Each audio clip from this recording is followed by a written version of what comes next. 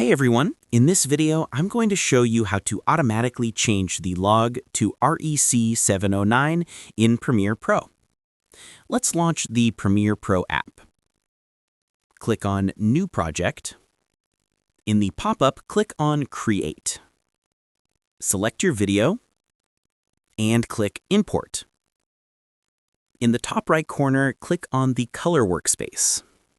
In the pop-up, make sure that the Colors option is turned on.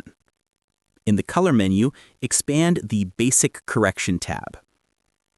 On this tab, click on Input LUT. In the drop-down, select Amira Default REC709. Now, click on Auto. If I play the video, you can see that it has now been converted to REC709. If this tutorial helped you out, make sure to like and subscribe for more helpful guides. And if you found real value in it, a super thanks would be greatly appreciated.